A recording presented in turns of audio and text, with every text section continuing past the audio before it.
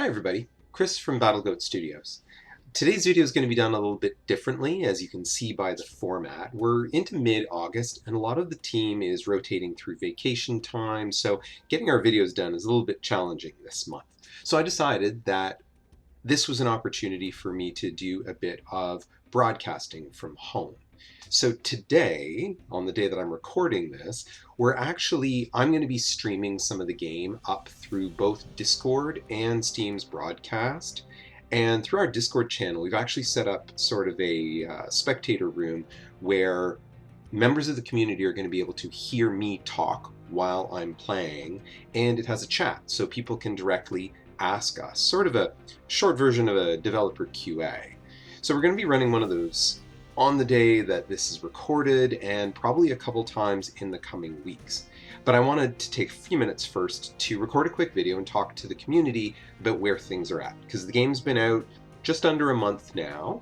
We've made, I think, 4 updates. One of the first things that players should be aware of is our update system. We're using Steam's Fast Track, where they allow us to post separate updates.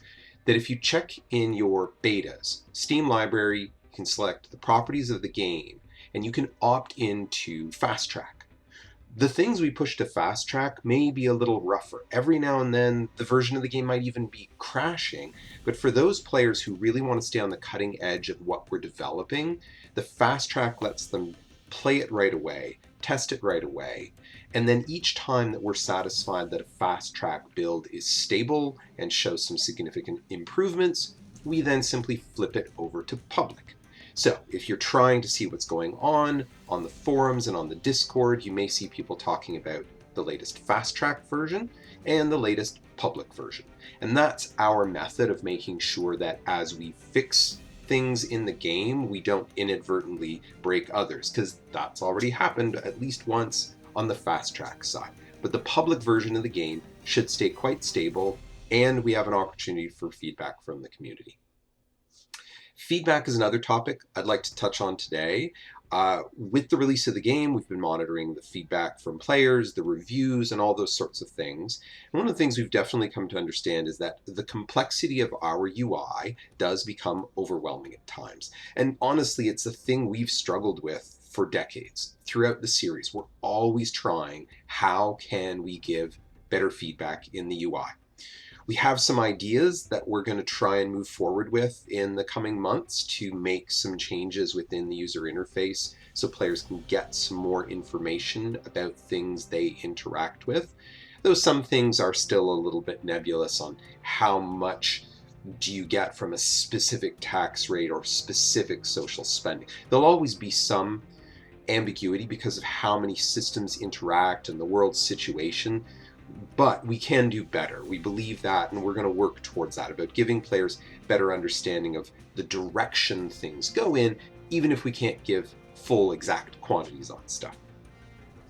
Other things that we've seen players asking for is tweaks around relationships, more units, improving known designs, known technologies. This is all stuff that we knew. The world is a big place. We're confident that no matter how many hours of testing our team of 10 people puts in, we're never going to find everything.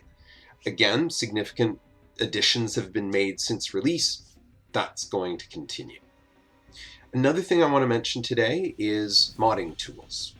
We wanted those available right at release. It took us a couple of weeks to get those going, but they are now up and should be fully functioning.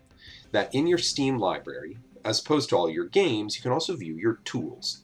And there is a tool there for Supreme Ruler 2030 that opens up a little window that lets you select from a scenario creator, so you can start new base maps. From there, you can use an asset manager. That lets you change things like the tech tree, the equipment, the relationships of regions, the region statistics. And the third tool provided is a mod uploader, so that any mods that are made, you can get them up to the Steam Workshop.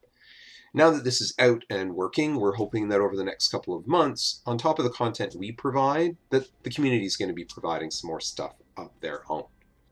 In terms of other things we're paying attention to, we have seen players reporting some multiplayer sync issues. which we really thought we had dealt with those. On release day, we had 6 team members all at from their homes playing a multiplayer game for about 4 hours without any errors in the synchronization of the game.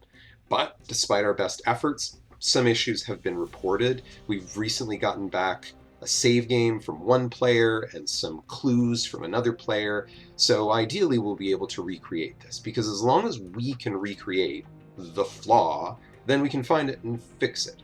So we're aware of that, and we're going to be working on it. Improving the multiplayer long term continues to be important to us. And while it's stable under some circumstances, obviously that hasn't been enough. We're going to keep improving that. And so for everybody watching, if you haven't left a review for the game yet, we would very much appreciate knowing your thoughts on it. If you have specific things you're wanting to see change or comments you want to share with us, the Steam forums or the BG forums are great places to leave us the notes, because it's a lot easier to track issues we receive on the forums. And there's also the Discord channel. If you want to chat with other players, it's a great place to meet up and share your opinions on it. So that's going to wrap up this video, because I'm going to switch to doing some streaming. So watch for those, because we'll try and record some of those and repost them as well. Thanks for watching.